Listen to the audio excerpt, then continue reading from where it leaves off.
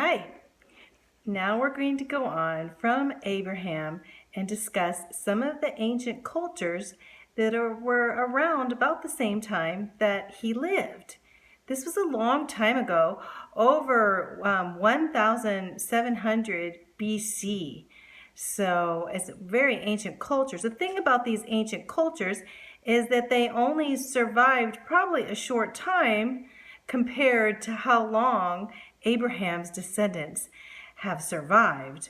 Even today, we know Israel still exists, don't we?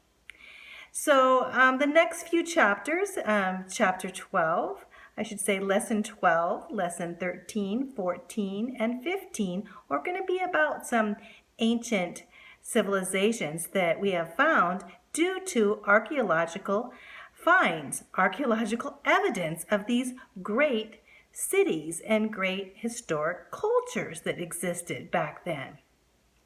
So we're going to start with lesson 12, which is a lesson called with a people called the Hittites. Hattusilus and the first and the Hittites. Well, they centered around the Anatolian Peninsula, which you would call Asia Minor back then, and even today we call it Asia Minor. It's where Europe and Asia meet, kind of around where Turkey is today. You can look on that on your globe if you like and look up Turkey, because we're going to be talking about the Hittites then.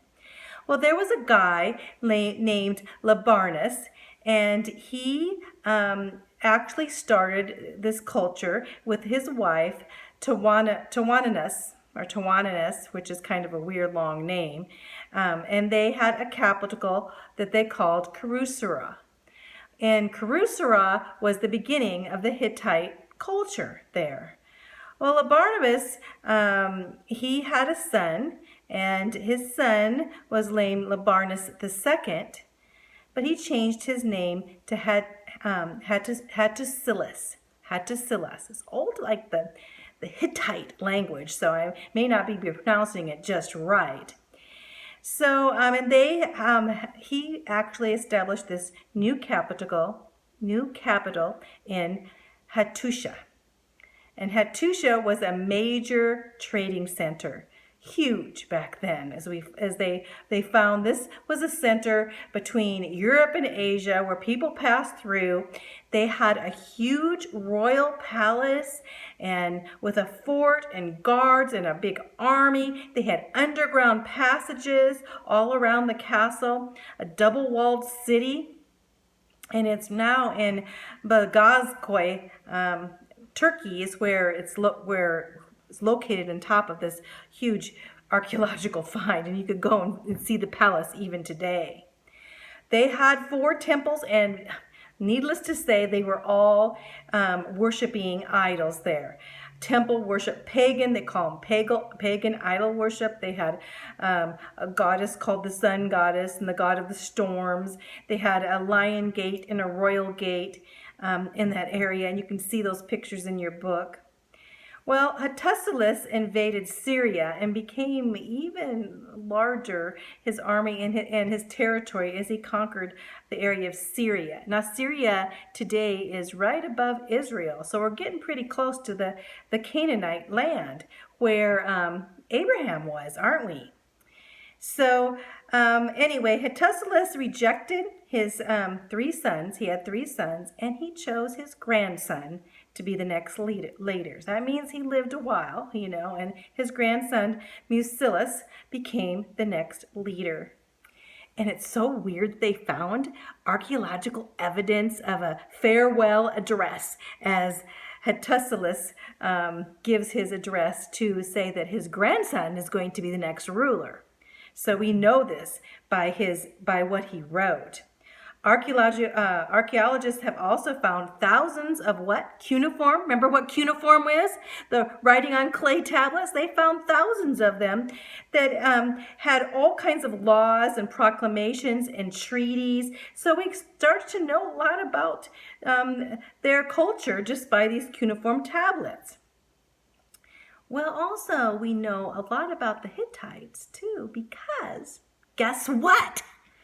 They're in the Bible. So now we have the archaeologists are finding all these finds and finding that the Hittites, yes, they were a people. Well, we should have known because they're written about in the Bible. They're written 50 times in the Bible. And we just read 2 times in the life of Abraham and Isaac and Jacob. All 3 of them talked about the Hittites that they lived with. We find that the Hittites were the sons of Heth, and Heth the son of Canaan, which Canaan was the son of in the lineage of Ham, which Ham was one of Noah's sons. So we can trace it all the way back to Noah, So anyway, the Hittites in the Bible, we just saw that Esau married 2 Hittite women.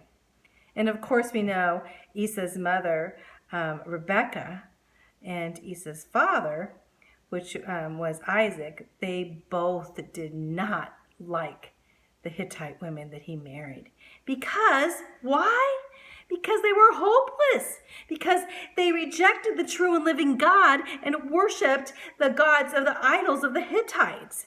And the basic reason. And they had a total different culture than came from Abraham, and Abraham worshiping the true and living God. So, when we look back at the Hittites, we see some other things in the Bible. We see that the Hittites owned a lot of land, and we know even that, Abraham bought the land from the Hittites where Abraham is buried today at Machpelah, a very famous site. But he bought the land from a Hittite man. So we know the Hittites were pretty big back then. But right now, guess what? They're not so big, are they? We kind of forgot about the Hittite empire. Empires rise and empires fall. But you see, God's love, God's promises last forever, don't they?